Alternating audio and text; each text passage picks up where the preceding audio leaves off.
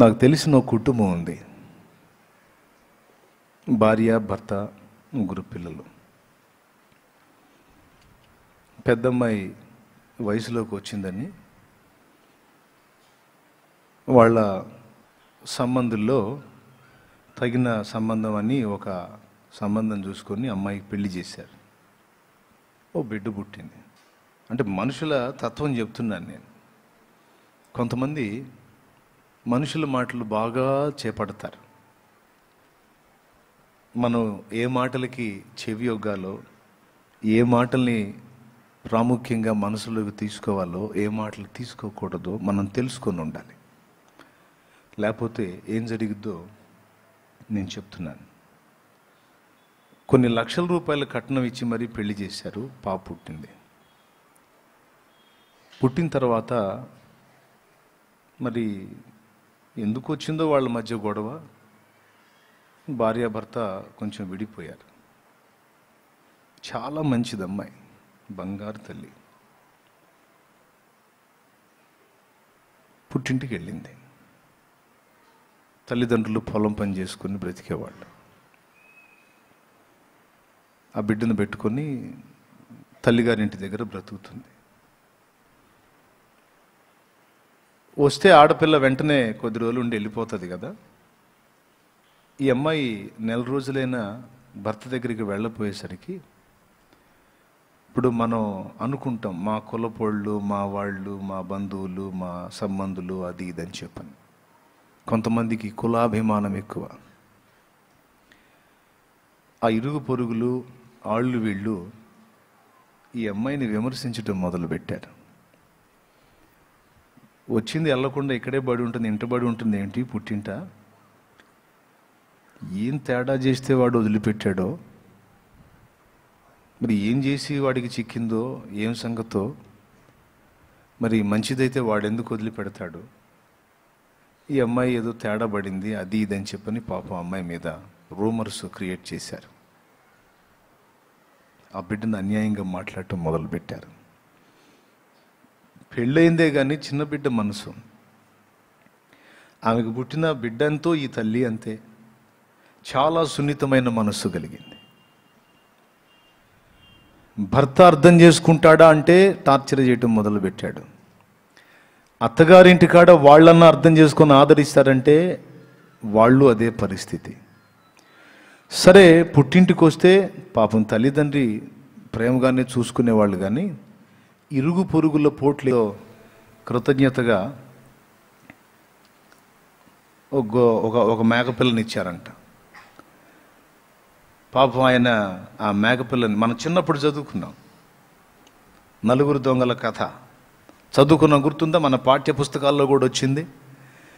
బీదబాపుడు పాపం ఆయన కార్యక్రమం ఏదో చేసుకొని ఆ మేకని వేసుకొని భుజాన వాళ్ళు ఇచ్చిన దాన్ని మెడలో భుజం మీద వేసుకొని అరణ్య మార్గంలో వెళ్తూ ఉంటే నలుగురు దొంగలు చూశారంట.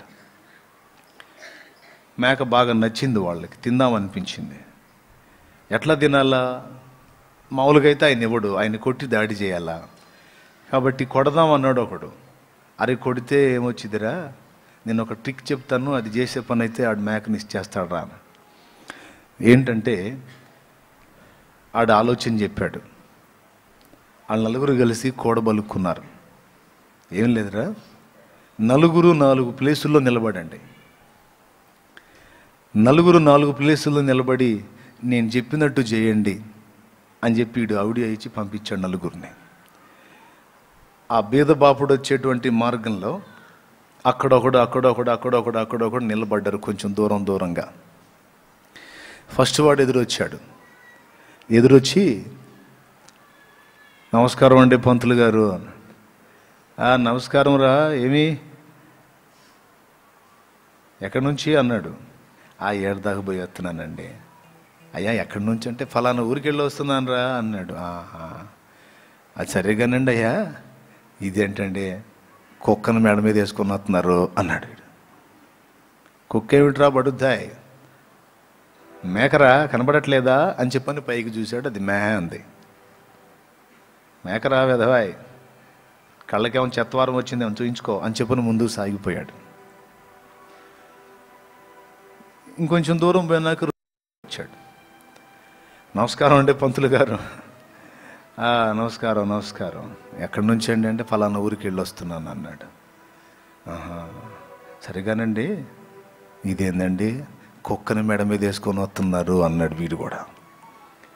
వాడికి కొంచెం డౌట్ వచ్చింది, ఇదేంట్రా ముందున్నోడిని తిట్టి పంపించాను, ఈడు కూడా అదే మాట అంటున్నాడు ఏంటని పైకి చూశాడు. కుక్క ఏమిట్రా, ప్రతి ఒక్కడు ఇదొకటి మొదలు పెట్టారు. మేక అయితే ఫలానా దగ్గరికి వెళ్ళి కార్యక్రమం చేసి వస్తుంటే వాళ్ళు మేకని బహుమతిగా ఇచ్చారు, తెచ్చుకుంటున్నాను. మేకరా ఇది అన్నాడు. మేక ఏందంటే కుక్క అయితే అన్నాడు వీడు. మళ్ళీ పైకి చూసాడు, మే అంది. ఏంట్రా నాకు మేకలాగా కనపడుతుంది, ఆడికి కుక్కలాగా కనపడుతుంది, ముందోడు కూడా అంతే చెప్పాడు. డౌట్ స్టార్ట్ అయింది.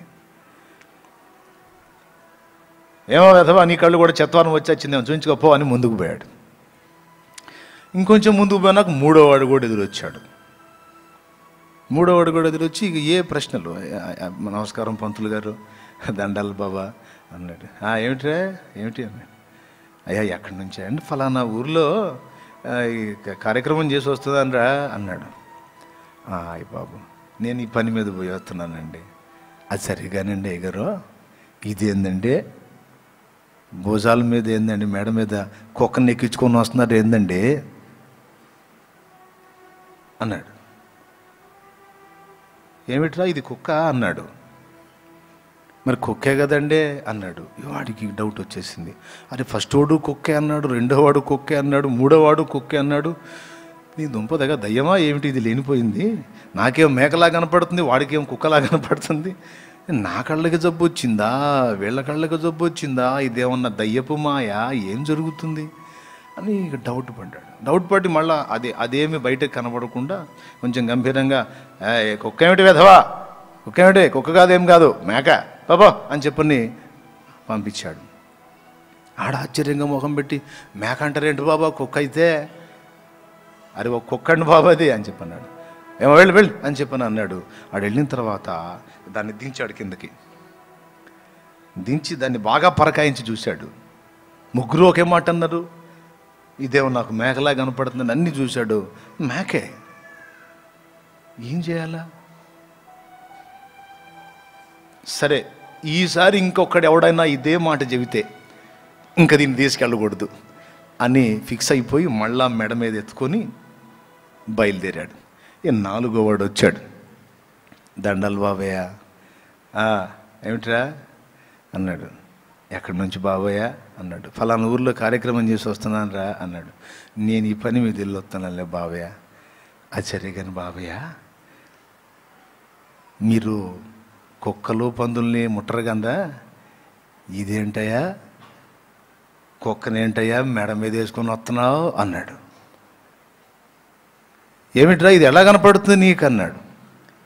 ఎలా కనపడేది ఏంది బాబయ్య, కుక్కేగా బాబయ్య అన్నాడు వీడు. ఏమిట్రా కుక్కేనంటావా అన్నాడు. కుక్కేనంటావా ఏమిటి మావయ్య, కుక్క బాబయ్య, కుక్కను కుక్క కాక ఇంకొకటి ఏమంటారు బాబాయ్ అంటే, ఇది మేక కదరా అని మళ్ళీ పైకి చూశాడు. అది మే అంటుంది.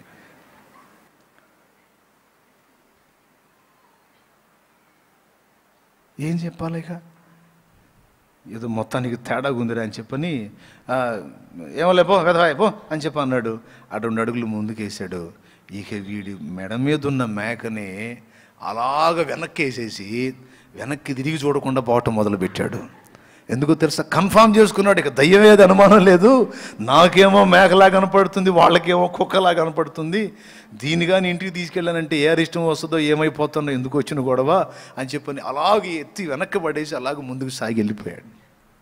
చూసారా, నలుగురు కలిసి ఏకమై మేకని కుక్కని చేయగలరు, కుక్కని మేక కూడా చేయగలరు. ఇది మనుషుల తంతు. వాళ్ళ మాటలకి చెవొగ్గితే, వాళ్ళ మాటల్ని మైండ్లోకి తీసుకుంటే ఇంతే చేస్తారు. కాబట్టి మనం గట్టిగా పట్టుకోవాల్సింది ఏమిటంటే జీవము గల దేవుని మాటలు. దేవుడు నీకు ఇచ్చిన మాటకు భిన్నంగా, దేవుడు నీకు ఇచ్చిన వాగ్దానానికి భిన్నంగా, వ్యతిరేకంగా 1,000,000 గొంతులు ఏకమై చెప్పినా నువ్వు లక్ష్య పెట్టొద్దు. దేవుడు నీకు చెప్పింది ఖచ్చితంగా చేస్తాడని నువ్వు నమ్ము.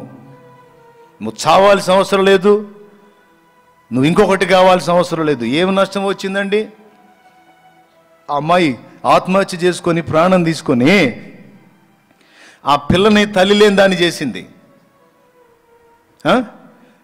వాడికి ఏం భార్య దొరకదా? శుభ్రంగా ఇంకొక ఆవిని చేసుకుంటాడు. వానికి భార్య వస్తుంది, కానీ నువ్వు కన్న నీ పిల్లకి తల్లి వస్తుందా? నీ బిడ్డని ఆ వచ్చిన ఆమె కరెక్ట్గా చూస్తుందా? కొంతమంది మహాతల్లులు ఉన్నారు, వాళ్ళ బిడ్డలనేమో బంగారంగా చూసుకుంటారు, వేరే తల్లి బిడ్డనేమో చిత్రవద చేస్తారు. కాబట్టి స్త్రీ కావచ్చు, పురుషుడు కావచ్చు, ఈ మాటలు వింటున్న ఎవరైనా కావచ్చు, మీ పరిస్థితులు ఎలాగైనా ఉండొచ్చు, మీకు దేవుడు ఉన్నాడు, యేసయ్య ఉన్నాడు. ఆయన వైపు చూడండి, ఆయన మాట వినండి. ఆయన నిన్ను ప్రతి ఇబ్బందికర పరిస్థితుల్లోంచి విడిపించగలుగుతాడు, ఆయన కాపాడగలుగుతాడు, ఆయన ఆదరించగలుగుతాడు. మనుషుల మాటలను చెవిన పెట్టద్దు. కృంగదీసే మాటలు, హీనపరిచే మాటలు, నిందా ప్రచారాలు, అబద్ధముగా చెడ్డ మాటలు, నిరుత్సాహపరిచే మాటలు, నిరాశ ఊబిలోకి నెట్టేసే మాటలు మనుషులు మాట్లాడతారు. వాటికి విలువివ్వద్దు, వాటిని లక్ష్య పెట్టొద్దు. ఇంకొకటి చెప్పనా, నువ్వు వినే కొంది ఎక్కువ అవుతాయి ఆ మాటలు. సైతాన్ గాడు మన బలహీనత తెలుసు వాడికి. మనం ఎంత బాగా వింటుంటామో అంత బాగా అందిస్తూ ఉంటాడు వాడు. వినే కొద్ది వస్తుంటాయి ఆ మాటలు. ఎప్పటిదాకా వస్తాయి తెలుసా? నీ ప్రాణం విసిగి నువ్వు చచ్చేదాకా వస్తాయి, నువ్వు పూర్తిగా పాడైపోయేదాకా వస్తాయి, నిన్ను నువ్వే చంపుకునేదాకా వస్తాయి. కాబట్టి వాటిని లక్ష్య పెట్టొద్దు, వాటికి చెవి ఇవ్వద్దు. దేవుని మాటలు విను, దేవుని పాట విను, దేవుని ధ్యానం చేయి, దేవుని వాగ్దానాన్ని నమ్ము, దేవుని బలాన్ని, జ్ఞానాన్ని, శక్తిని నమ్ము. లోకం మొత్తం నిన్ను పనికిరావన్నా దేవుడు ఆ మాట అనడు, నిన్నే శ్రేష్టంగా నిలబెడతానని దేవుడు చెప్తాడు. నువ్వు దేవుణ్ణి ఆశ్రయించు. చావాల్సిన అవసరం లేదు, ప్రాణం తీసుకోవాల్సిన అవసరం లేదు, పిల్లల్ని అనాథలుగా చేయాల్సిన అవసరం లేదు. కొంతమంది అంటారు, పిల్లల్ని అట్లెందుకు చేస్తా, పిల్లల్ని కూడా చంపి నేను చేస్తాను అంటారు. నీకు తెలుసా, నరకానికి వెళ్తావు నువ్వు. అనుకుంటున్నావేమో 5 నిమిషాలు కళ్ళు మూసుకుంటే ఒక్క దెబ్బలో చచ్చిపోతామని, చస్తే అయిపోతుంది అనుకుంటున్నావేమో. కాదు కాదు, చచ్చిన తర్వాత మళ్ళీ ఒక జీవితం ఉంది. యుగ యుగాలు అగ్ని ఆరని పురుగు చావని ఘోర నరకానికి పంపబడతావు. నీ ప్రాణం నువ్వు తొందరపడి తీసుకోవాలన్న ఆలోచన చేయొద్దు. దేవుని సార్వభౌమాధికారాన్ని ధిక్కరించొద్దు. నీకై నువ్వు పుట్టలా, నీకై నువ్వు చచ్చేదానికి.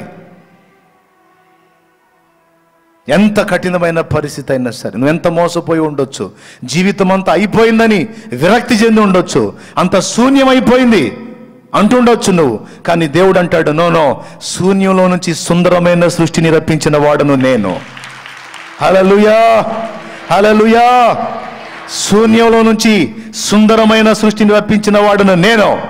నీ జీవితాన్ని అలా మారుస్తానని యేసయ్య చెప్తున్నాడు. అవసరం లేదు. అవమాన పరిస్థితిలో ఉన్నావా, చింతపడద్దు. ఈరోజు అవమానాలు రేపు నీకు ఘనతగా మార్చబడతాయి. నిందల పాలయ్యావా, చింతపడద్దు. ప్రతి నింద ఒక పూదండగా మారిపోతుంది.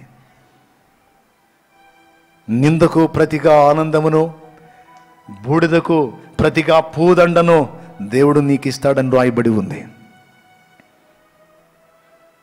ఒకవేళ నీ పరిస్థితులను బట్టి, నీలో ఉన్న చెడుతనాన్ని బట్టి, నీలో ఉన్న లోపాలను బట్టి నీ మీద నీకే అసహ్యం వేసి యూదాలాగా నాలాంటోడు బ్రతకూడదు అని చెప్పని అనుకుంటున్నావేమో.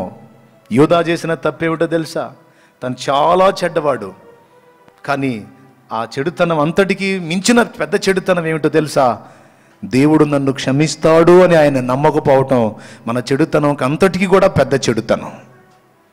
దేవుడు నన్ను క్షమిస్తాడు, ఆయన నన్ను కనికరిస్తాడు, నేను ఆయన్నే ఆశ్రయిస్తానని అనుకొనకపోవుటయే చెడుతనాల్లోకి ఎలా పెద్ద చెడుతనం అయి ఉంది. మన యూదాలాగా ఉండకూడదు. పేతురు యేసుతో కూడా సంవత్సరాలు గడిపి, యేసుతో తిన్నాడు, యేసుతో పడుకున్నాడు, యేసుతో నడిచాడు, యేసుతో భూమి మీద కాదు నేల మీద కూడా నడిచిన పేతురు యేసు సిలువకు అప్పగింపబడినప్పుడు ప్రధాన యాజకుని మంటపంలో యేసుని కొడుతున్నప్పుడు ఆ ఆవరణలో ఉన్నాడు పేతురు. 3 సార్లు ప్రశ్న ఎదురైంది పేతురికి, నువ్వు ఆ యేసు శిష్యుల్లో ఒకడివి కాదు అని అడిగితే 3 సార్లు చెప్పాడు, ఆ యేసు ఎవరో నాకు తెలియదు అని. ఎట్లా మనసు ఒప్పిద్దండి? ఆయనతో తిని, ఆయనతో పండుకొని, ఆయన చేసిన అద్భుతాలు చూసి, ఆయనతో నీళ్ల మీద నడిచి, కొన్ని గంటల క్రితమే నీ కోసం ప్రాణం పెడతానని ప్రగల్భాలు పలికి, కొన్ని గంటల క్రితమే, రోజులు కూడా కాదు, కొన్ని గంటల క్రితమే ప్రగల్భాలు పలికాడు, అవసరమైతే నీ కోసం నా ప్రాణమైనా పెడతానని. అప్పుడే అన్నాడు యేసయ్య. ఈ రాత్రి తెల్లవారక మునుపు, కోడి కుయ్యక మునుపు 3 సార్లు అసలు ఆ యేసు ఎవరో తెలియదని నువ్వు అబద్ధం ఆడతావు అని చెప్పాడు యేసయ్య. పేతురు 3 సార్లు అబద్ధం ఆడాడు. 3వసారి అబద్ధం ఆడి ఆ ప్రజలు నమ్మకపోతే ఏమన్నాడు తెలుసా? నేను కానీ ఆ యేసుని ఎరుగుంటే నాశనం అయిపోవాలి, అట్టపోవాలి, ఇట్టపోవాలి, మీరు పదే అట్లా అంటారేమిటి అని తన్ను శపించుకున్నటకు మొదలు పెడుతూ, తన్ను తాను దూషించుకుంటూ శపించుకుంటూ యేసు వైపు చూస్తే, యేసు దెబ్బలు తింటూనే పేతురు వైపు చూశాడు. గుండె పగిలినంత పని అయిపోయింది సీమోను పేతురుకి. ఎందుకో తెలుసా? ఆయన మాటే నెరవేరింది.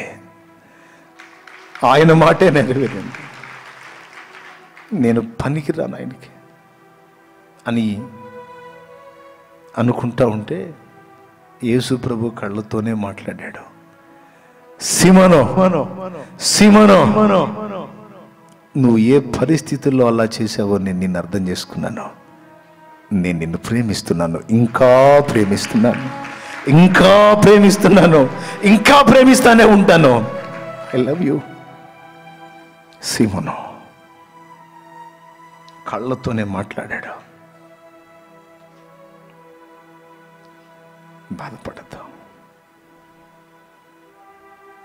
నువ్వు నిలబడతావులే, నేను నిలబెట్టుకుంటాగా నిన్ను.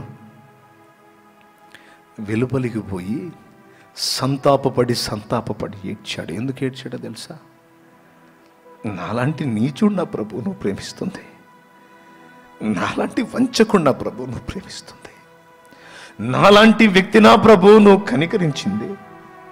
నీ పేరెత్తడానికి కూడా అర్హుడిని కానయ్యా నేను నీచు, నేను ద్రోహిని ప్రభు. నీతో తిన్నాను, నీతో పడుకున్నాను, నీతో కలిసి నడిచాను, నీతో కలిసి తిరిగాను, నువ్వు చేసే అద్భుతాలు కళ్ళారా చూశాను, నీ నోట నుండి వెలువడే జీవవాక్కులు చెవులారా విన్నాను. కొన్ని గంటలకు ముందే నీకు వాగ్దానం చేశాను, మాట ఇచ్చాను, ప్రామిస్ చేశాను, కానీ నిలుపుకోలేకపోయాను. నేను స్థిరం లేని వాడిని ప్రభువా, చెంచలుండి ప్రభువా, నేను పనికిరాను నీకు, నేను అయోగ్యుడిని, అపాత్రుడిని అని పసిబిడ్డలాగా సంతాపపడి ఏడ్చాడు. కానీ యేసును వదలలేదా? దేవుణ్ణే క్షమాపణ వేడుకున్నాడు, దేవుని వైపే మళ్ళుకున్నాడు. తన అయోగ్యుడని తెలుసు, ఆయన అయోగ్యులను అపాత్రులకు సైతం కృపాదానం ఇచ్చేవాడు దేవుడని తెలుసు. చచ్చిపోదాం అనే ఆలోచన మాత్రం చేయలే. అది చెడుతనంలోకెల్లా పెద్ద చెడుతనం. దేవుడిని నమ్మకపోవటం, దేవుడు నన్ను క్షమిస్తాడని నమ్మకపోవటం, దేవుడు నాకు అవకాశం ఇస్తాడని నమ్ముకోకపోవటం పెద్ద చెడుతనం. అది చేయకూడదు. నన్ను అవసరమైతే కొట్టు, తిట్టు, చంపు ప్రభువా నీ చేతులతో, నిన్ను మాత్రం వదలను, నీ కాళ్ళు వదలను ప్రభువా, నువ్వే నాకు దిక్కు అని నువ్వు ఆయన ఆశ్రయించగలిగితే, ఏ పిరికి పందా ఒక ఆడపిల్ల ముందు నేను యేసు బిడ్డని అని చెప్పుకోవటానికి భయపడి అబద్ధమాడిన ఆ పిరికి పందైన ఆ పేతురే వేల మంది ప్రజల ముందు నిలిచి యేసే నిజ రక్షకుడని సింహగర్జన చేసేటట్టు చేశాడు. యేసు. ప్రైజ్ ది లార్డ్, హల్లెలూయా.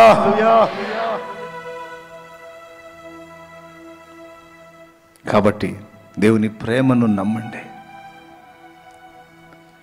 శాశ్వతమైన ప్రేమతో నిన్ను ప్రేమిస్తున్నాను అన్న మాట ఎప్పుడు మర్చిపోవద్దు. మన పరిస్థితులు, మన బలహీనతలు ఎరిగినవాడు ఆయన ప్రేమను ఆధారం చేసుకొని పాపం చేయమని నేను చెప్పట్లేదు. నేను అయోగ్యుణ్ణి, అపాత్రురాలిని, అపాత్రుణ్ణి అని నువ్వు అనుకుంటే అలా అనుకొని ఏం చేద్దాం అనుకుంటున్నావు? మరి ఆయన ఆశ్రయిద్దాం అనుకుంటున్నావా, లేకపోతే యూదాలాగా పోయి ఉరిపెట్టుకుందాం అనుకుంటున్నావా? అవసరం లేదు. దేవుణ్ణి ఆశ్రయించు, ఆయన వైపు తిరిగి మళ్ళుకో, దేవుని యొద్దకు రా. అప్పుడు ఆయన నీ దగ్గరకు వస్తాడు, నీ పరిస్థితులు మారిపోతాయి. ఈరోజు నువ్వు చంచలురాలిగా, బలహీనుడుగా, బలహీనరాలుగా నిలవలేక ఆత్మీయ జీవితంలో పడుతూ లెగుస్తూ ఉన్నావేమో. దేవుని శక్తి నీ మీదకి వస్తుంది, ఆయన ఆత్మ బలం నీ మీదకి వస్తుంది. గుర్తుపెట్టుకో, నీవే దేవుని బలంతో నింపబడి యేసును గూర్చి గొప్ప సాక్షివై సింహగర్జన చేసే రోజుంది. రెల్లులాగా కదిలిపోయే నీవే రాయివై స్థిరంగా నిలిచి కదలని స్థితిలో ముందుకు సాగే అద్భుతమైన అవకాశం ఉంది. లేదని ఎలా చెప్పగలవు? సాధ్యం కాదని ఎలా చెప్పగలవు? నీకు కాదు, నేను మనం నమ్మిన మన యేసుకు సాధ్యం అవుతుంది. హల్లెలూయా, హల్లెలూయా, చెప్పు గట్టిగా. కాబట్టి ఎవరి మాటలు విందాం? ఎవరి మాటలు నమ్ముదాం? దేవుని మాటలు. వాస్తవాన్ని వాస్తవంగా మనకు చూపించేది యేసయ్య. మనుషులు అంటారు రకరకాల మాటలు. అబ్బో ఇది పెద్ద జబ్బు, ఈ జబ్బు వచ్చిన వాళ్ళు ఎవరు బతకలేదమ్మో, ఇది సామాన్యమైన వ్యవహారం కాదు అంటారు. యేసయ్య అన్నాడు ఎప్పుడన్నట్ల? అబ్బో ఇది పెద్ద జబ్బు, మనోళ్ళగాడ కాదని చేతులు తిప్పేశాడు యేసయ్య ఎప్పుడన్నా? ఎవడు చెప్పాడు బాబు? ఒక్క మాట సెలవిస్తే చాలు, ఒక్క మాట సెలవిస్తే చాలు. అడ్రస్ కూడా ఉండదు నీ రోగం. అదంతా కంపెనీ జబ్బు అయినా సరే వెళ్ళిపోవాల్సిందే. గుర్తుపెట్టుకోండి, మనుషుల మాటలు లక్ష్య పెట్టకండి. దేవుణ్ణి నమ్మిన వాడికి ఒకడికి జబ్బు వచ్చిందంట, మంచంలో పడ్డాడు, చాలా ఇబ్బందికరంగా ఉన్నాడు. వీళ్ళు చూడటానికి వస్తున్నారు. వచ్చిన వాళ్ళ వ్యవహారం మనకు తెలుసుగా, ఊరకపోరు. వచ్చిన వాళ్ళు కొంతమంది రోగిష్ఠుల దగ్గరికి వచ్చి, రోగాలు ఉన్న వాళ్ళ దగ్గరికి వచ్చి కుక్కల్ని పిలుస్తుంటారు. అదేంది అనుకుంటున్నారా? అక్కడికి ఎందుకు కుక్కలు అని అనుకుంటున్నారా? కుక్కల్ని పిలవటం అంటే నిజంగా కుక్కల్ని పిలవటం కాదు. అరే రే రే రే, అరే రే రే రే, కుక్కని అట్టు పిలుస్తామండి మనం, అంతే కదా. ఈ శబ్దాలు చేసి ఆడు అసలుకే జబ్బుతో సగం కుంగిపోతే జాలిగా ఆ వ్యక్తికి వెళ్ళి చూసి పాపం అంటే సగం చేస్తాడు. అంతటితో ఆగుతారా? పక్కన ఉన్న వాళ్ళు చెవులు కొరుకుతూ ఉంటారు. ఇదే పెద్ద జబ్బు, ఇది చాలా పెద్దదమ్మా, ఇది వస్తే అమ్మో అసలు మా మరిది కొడుకు ఒకటి ఇంతే చచ్చిపోయాడమ్మా, మా వదిన కొడుకు ఒకటి ఇంతే తెచ్చాడు. ఈ మాటలు మాట్లాడుతుంటే ఆడికి కాళ్ళు చేతులు పని చేయకపోయినా చెవులు బాగానే పనిచేస్తాయిగా. ఇట్లాంటి మాటలు ఇంకా కాస్త చెవులు రిక్కించుంటూ ఉంటాడు. అవి వినే కొద్దీ, చెవులకు పోయే కొద్దీ వీళ్ళు ఇంకా అనేక జీవకణాలు చచ్చి రోగం పెరుగుతూ ఉంటుంది, పెరిగిపోతుంటుంది దాని ఇష్టం వచ్చినట్టు. వీళ్ళ పుణ్యమాని సంతకాడు తెచ్చేవాడు సగం పొద్దుకే చేస్తాడనమాట. అందుకని ఇతను ఆ మంచంలో పండుకొని ఉన్నాడు. వీళ్ళు వచ్చి సానుభూతి మాటలు మాట్లాడబోతే ఆ వచ్చిన వాడినల్లా ఏం మాట్లాడనీయకుండా రాగానే బైబిల్ ఇస్తాడంట. పరామర్శించడానికి వచ్చిన వాళ్ళకల్లా కూర్చోబెట్టి కాస్త బైబిల్ చదువుతావా అంటే పాప సచ్చేవాడుగా ఆఖరి కోరిక తీరుద్దాం అన్నట్టు వాళ్ళు బైబిల్ తీసుకొని ఏం చదవమంటా అంటే మత్తయి సువార్త 1వ అధ్యాయం 1వ వచనం నుంచి చదువు అంటాడంట. ఏముంటుంది?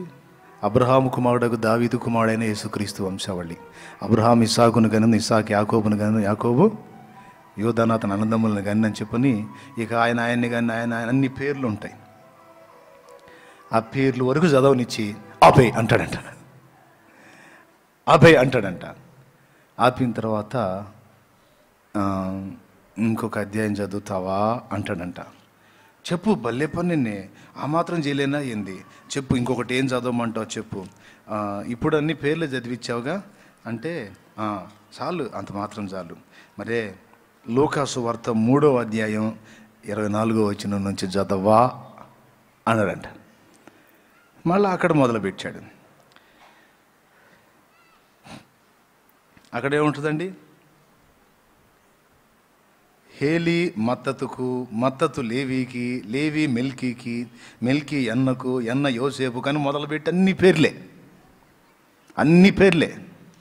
ఆ పేర్లన్నీ అయిపోయిందాకా చదివించి ఇక తర్వాత చదవబోతే ఆపు అంటాడంట. ఈడెవుడ్రా బైబిల్ చదవమంటే ఏదన్నా యేసుప్రభు అద్భుతాలు చేసి చదివించుకుంటారు, కానీ ఈడేంది అన్ని పేర్లు చదివిస్తున్నాడు అని కొద్దిగా ఆ మనిషికి వెళ్ళి తేరిపార చూస్తారు వీళ్ళు వచ్చినోళ్ళు. ఎందుకంటే ఈ జబ్బు ఎఫెక్ట్ మెదడుకి ఏమన్నా కొట్టిందా? ఎందుకంటే బైబిల్ చదవమంటున్నాడు, బాగానే ఉంది. ఏది చదవాలో, ఏది చదవకూడదో, ఏది వినాలో, ఏది వినకూడదో పాపం తెలుసుకోలేకపోతున్నాడు. ఇప్పుడిప్పుడే మైండ్ కూడా పోతున్నట్టుంది అని వాళ్ళు అనుకునే లోపే ఇంకొక అధ్యాయం చదువుతావా అంటాడంట. పోనీ ఇదన్నా ఇంకేదన్నా చదువుతాడేమంటే మొదటి దినవృత్తాంతాల గ్రంథము 1వ అధ్యాయం నుంచి చూడండి, ఆడేముంటుందో. మొదటి దినవృత్తాంతాల గ్రంథం 1వ అధ్యాయం 1వ వచనం నుంచి ఏముంది? ఇక అన్ని పేర్లే. ఇక పేర్లు ఎక్కడెక్కడైతే ఉన్నాయో అవన్నీ వచ్చినోడికి వచ్చినోడి మాట్లాడినాడు, ఇంక రెండో మాట మాట్లాడినాడు. వచ్చినోడల్లా ఈ పుస్తకం ఇటు బైబిల్ ఈ పేర్లన్నీ చదివిస్తూ ఉంటే వాళ్ళకి మైండ్ పోతూ ఉంటుంది. అంత చదివినాక అతడు అంటాడంట, ఇవన్నీ నేను చదివిస్తుంటే నీకు నా మీద అనుమానం వస్తుంది కదా, వీడికి మైండ్ పోయిందేమో అని. అంటే అవునన్నట్టుగా వాడు చూస్తాడు. కరెక్ట్గానే చెప్పేవారు, ఇది బాగా చెప్పావు, మైండ్ పని చేస్తుంది వీడికి మళ్ళీ అని. ఏం లేదులే, దాదాపు కొన్ని 100 పేర్లు చదివించాను నీ చేత కదా అంటే అవునన్నట్టుగా తలకాయ ఊపుతాడు. ఏం లేదు, ఎందుకు చదివిస్తున్నానంటే అప్పుడెప్పుడో ఉండి పోయినోళ్ళు వీళ్ళందరూ, వాళ్ళందరి పేర్లు గుర్తుపెట్టుకొని ఈ గ్రంథంలో రాయించి వాళ్ళు ఏమేం చేశారో, ఎలా బతికారో వాళ్ళ బ్రతుకులు కూడా రాయించి వాళ్ళంతమంది పేర్లు గుర్తుపెట్టుకున్న దేవుడికి నా పేరు గుర్తుండదంటావా అని నా అనుమానం. ఎంతమంది పేర్లు గుర్తుపెట్టుకున్నోడికి నేను గుర్తుండదంటావా? ఖచ్చితంగా నేను ఆయనకి తెలుసు, నన్ను ఆయన ఎరుగును, నా పేరు ఆయన ఎరుగును, నా పరిస్థితి ఆయన ఎరుగు, ఆయనే నన్ను బాగు చేస్తాడని నా విశ్వాసం.